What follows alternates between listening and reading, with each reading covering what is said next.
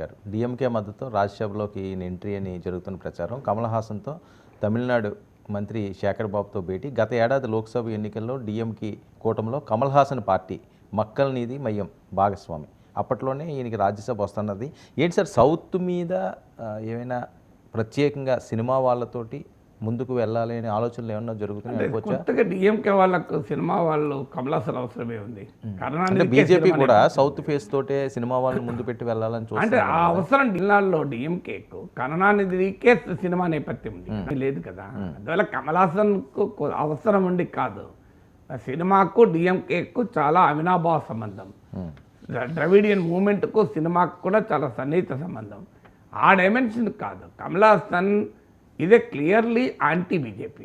My colour is not saffron అని కమలాసన్ బహిరంగ statement. ఇది మీకు రజనీకాంత్ స్పిరిచువల్ పాలిటిక్స్ అని మీకు బీజేపీకి సన్నిహితంగా ఆయన వైఖరి తీసుకున్నాడు. రజనీకాంత్ రాజకీయాల్లోకి రాకపోయినా కూడా మీకు పవన్ కళ్యాణ్ సనాతన అన్అపాలజెటిక్ సనాతని హిందూ అని ఆయన మాట్లాడుతున్నాడు.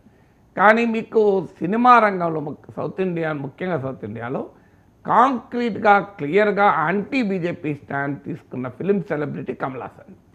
స్టాండే కాదు, దట్ ఈస్ ఈజ్ కన్విక్షన్ కూడా. కమల్ హాసన్ మిగతా సినిమా నటుల్లాగా ఏదో సినిమా గ్లామర్తో రాజకీయాలు చేసే వ్యక్తి కాదు. ఏదో స్ట్రాంగ్ పొలిటికల్ ఒపీనియన్స్.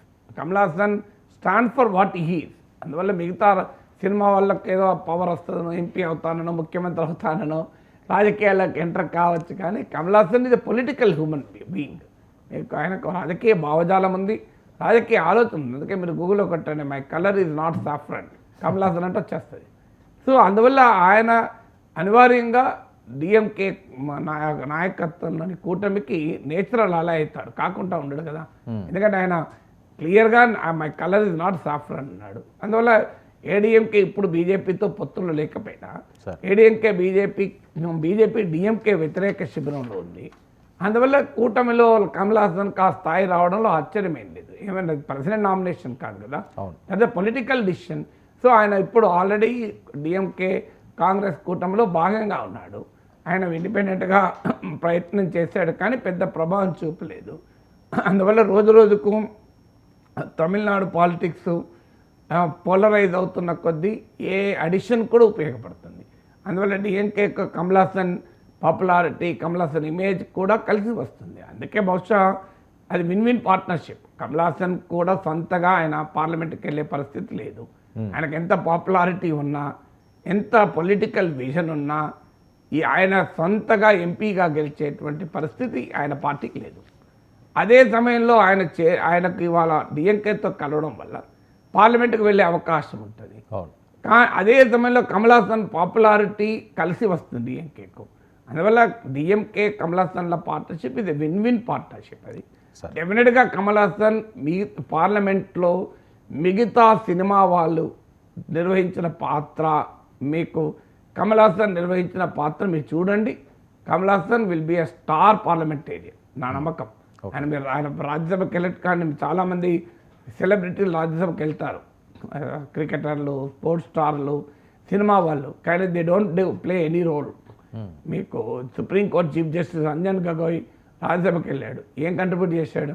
ఎక్కడ కనీసం ఒక్క లా విషయంలోనూ కాన్స్టిట్యూషన్లో ఏమీ లేదు కదా. సచిన్ టెండూల్కర్ రాజ్యసభకి వెళ్ళాడు, జీరో కంట్రిబ్యూషన్ కదా.